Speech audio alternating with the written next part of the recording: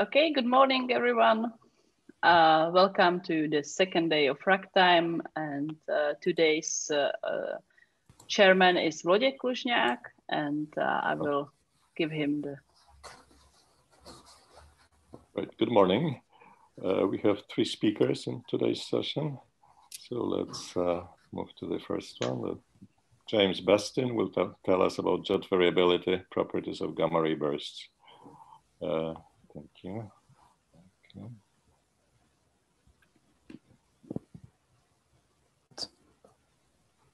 Okay. Let's see. Okay.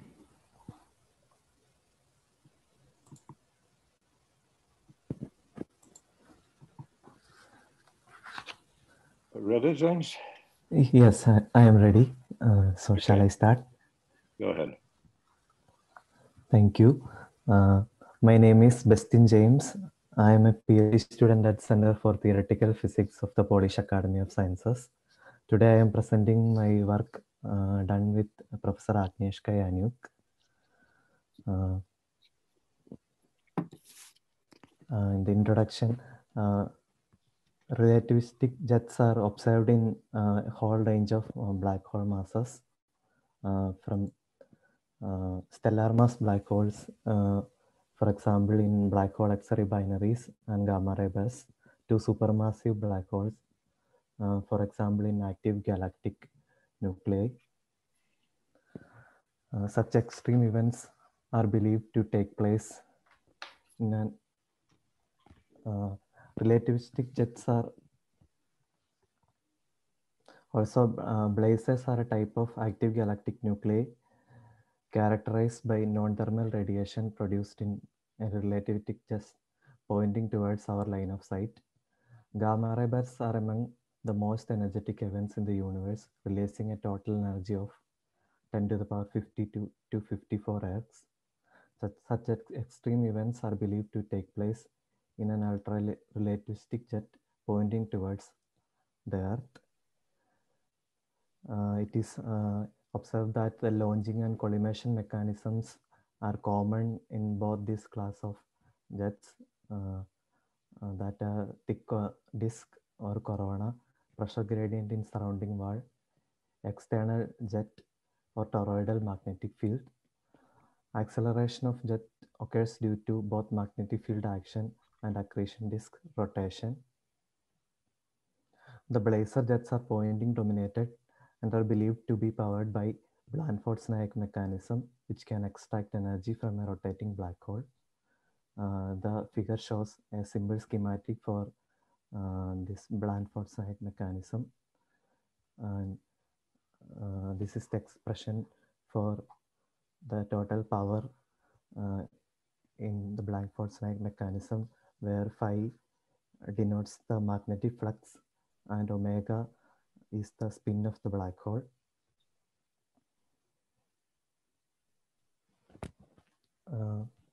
We see many variability in the observed jet emission. Here I'm showing light curves for in the first panel. It is the light curve for a GRB, which shows its variability time scale. And in the second plot, it is the light curve for a blazar with it's showing its typical variability. Here in the bottom right panel, it shows a light curve during time region between the arrow, which demonstrates the further rapid variability within a day scale. So in observations, an anti-correlation is found between minimum variability time scale and Lorentz factor for gamma ray bursts. So despite the central engine mass difference, it may be possible that blazars and gamma ray bursts are sharing similar jet physics.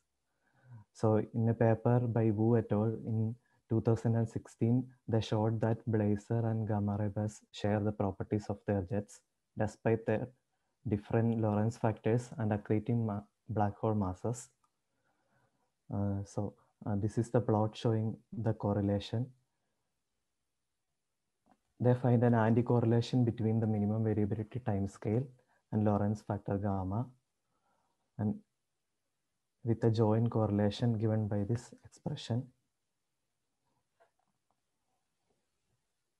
So in our work, we are concentrating on the variable energy output from the central engine implies that varying jet Lorentz factor, as shown by the paper by Professor Yanuk and Kostas Aponsis.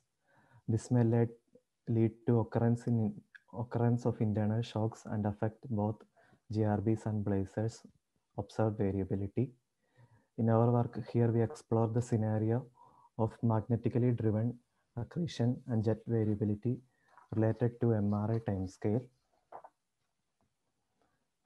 So the magnetorotational instability was originally discovered by Velikov and Chandrasekhar in 1959 and 60. The importance of MRI to accretion was recognized by Balbus and Hawley in 1991. So it is believed to be the leading mechanism for driving turbulence and momentum transport in accretion disk. This figure shows a symbol schematic for a symbol analogy for the magnetorotational instability. Here we imagine two small masses in nearby Keplerian orbits who are each holding one end of a spring. The inner mass is moving faster than the outer one. The inner mass gets pulled back while the outer one gets pulled forward, and thus the angular momentum is transported outwards from the center. So this is a basic analogy for magnetorotational instability. Now I am going to explain the numerical setup we are using in our code. We use the HARM code, which is a short form for high accuracy relativistic magnetohydrodynamics. For our simulations, it is a conservative shock capturing scheme for evolving the equations of GRMHD, and it was initially developed by Gami et al. In 2003. We are using a modified version of this code. We present here our two-dimensional MHD models computed in full general relativity. Our initial condition assumes the existence of a pressure equilibrium torus embedded in a poloidal magnetic field. The top panel in this figure shows our initial configuration, which shows the contours, color density contours for density in log scale, and the white line shows the magnetic vector potential. So our torus initial configuration is the Chakrabarty accretion disk model. In our configuration, we are using the inner edge of a torus as 6 gravitational radii, and the position of maximum pressure, which is Rmax, is as 16.5 gravitational radii. Here in this Chakrabarty model, the angular momentum distribution has a power law relation with the parameter lambda, which is given by root of L over omega, where L denotes the specific angular momentum and omega denotes the angular velocity.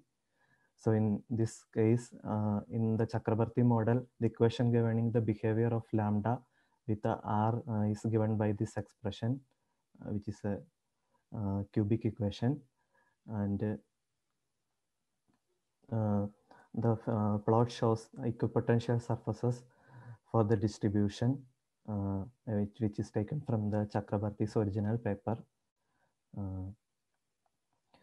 We implement the magnetic field as the magnetic field produced by a circular current inside the torus. We expressed only the non-zero component of the vector potential as given by Jackson with this expression where E and K are complete elliptical integrals, and capital R is the position of the circular current in the torus. Here we take this capital R the same as the radius of pressure maximum here. And A0 is a parameter used to scale the magnetic field.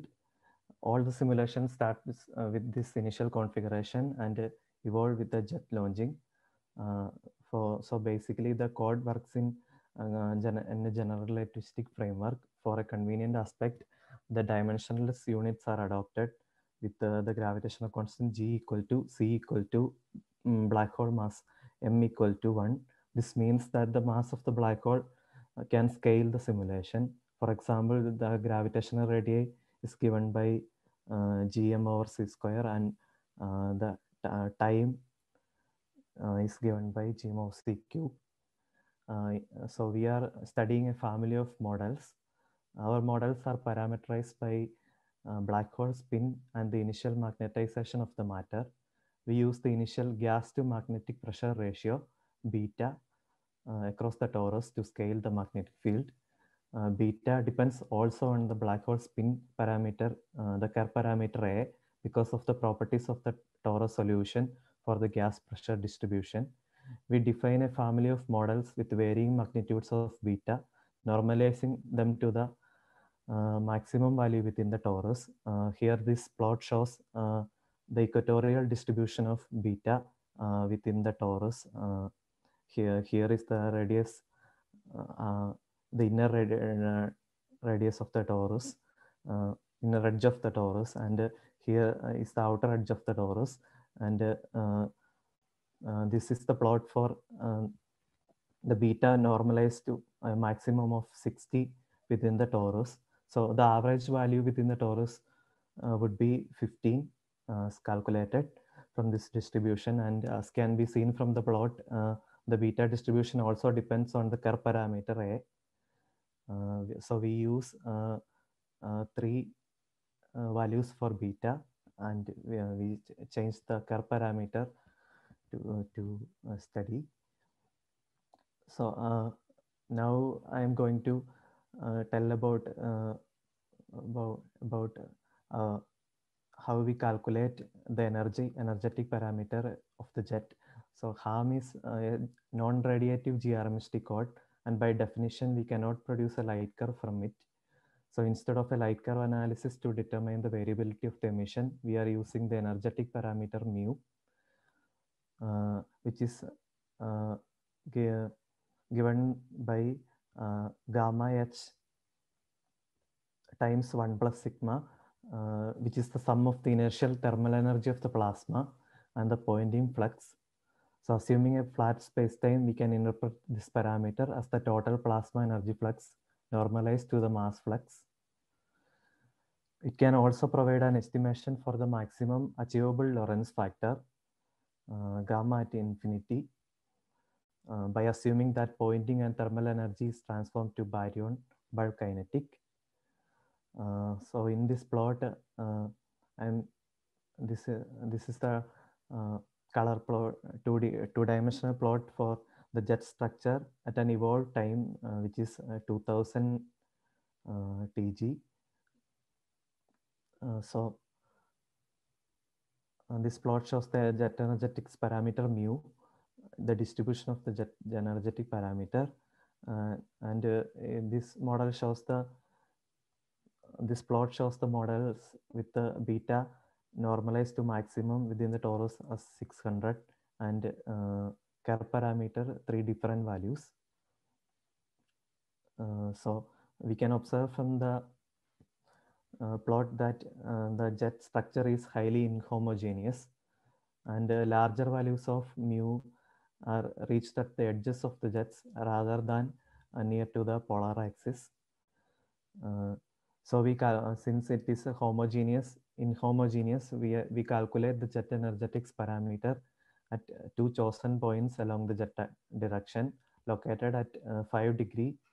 We call this point P1, and located at 10 degrees from the jet axis.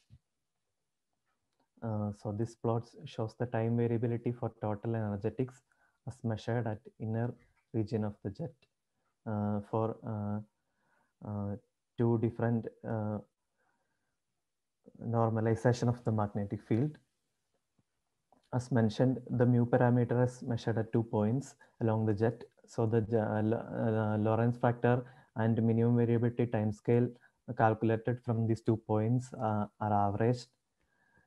So the Lorentz factor is calculated as the average of the energetics parameter in time. This will be in units of m, and minimum variability time scale is calculated from the widths of the peaks on the mu-t plot at their half maximum. This plot shows the correlation between the curve parameter A and minimum variability time scale. Here the minimum variability time scale is in units of black hole mass. This can be converted to seconds using this expression. This plot shows the correlation of jet power and the curve parameter. This plot shows the correlation between Lorentz factor and curve parameter. Here we can, in the plot, we are showing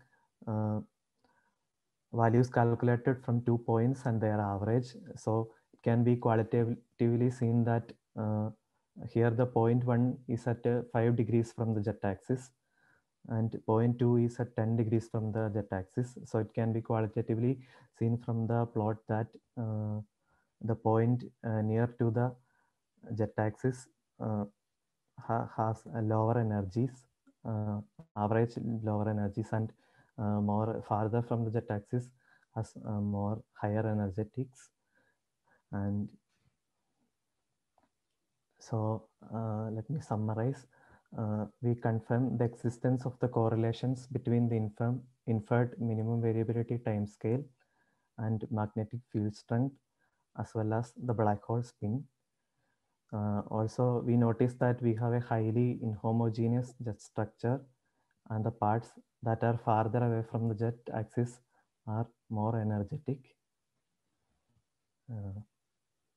So thank you for your attention. All right, thank you. Now the way this works is you either chat or you raise your hand, I think, if you'd like to ask any questions. I am addressing myself to the audience now. So are there any questions?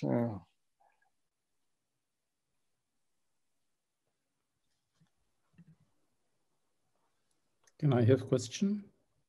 Yes, please go ahead. So at the beginning, you showed as the initial configuration, if I understand correctly, the formula for the A5 from Jackson, the magnetic field of a ring. And and you also mentioned that the code is general relativistic, but this formula, if I am correct, is not general relativistic, but it exists also, no? So the question is whether you somehow use it in, so to say, special relativistic regime, or how is it?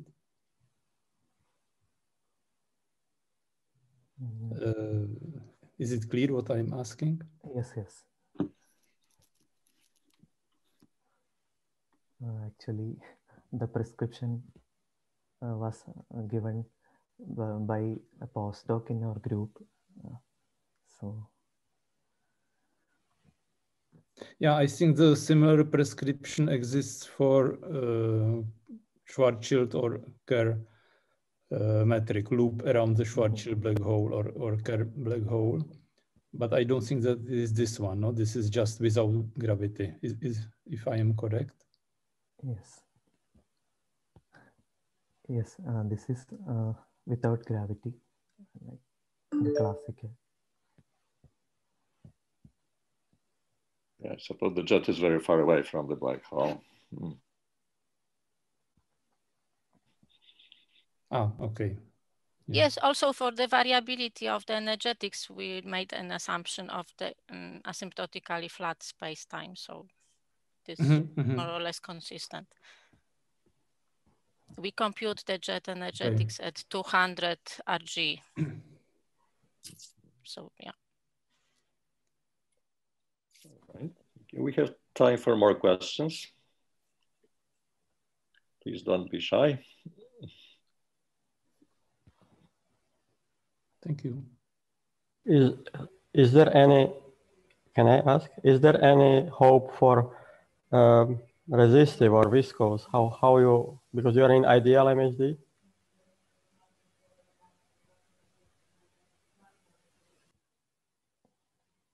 Okay, that was a question from Miki Chamelic. James, did you hear the question? Yes, yes.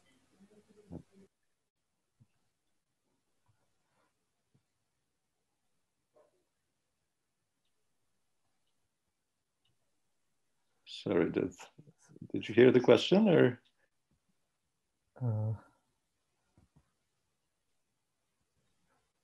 Yes, but. Miki, maybe you can repeat the question. Yeah, simply. Because you are working in ideal MHD, yes? Yes. Okay, so because I know that harm has resistive version, so do you maybe plan to do also that? I'm not sure for now. No. So. Okay. Thanks.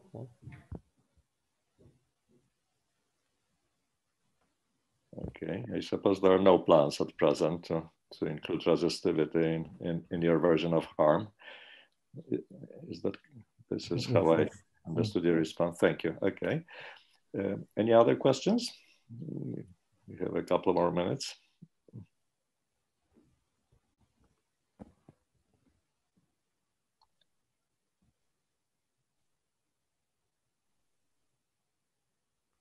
If not, let's thank the speaker once again.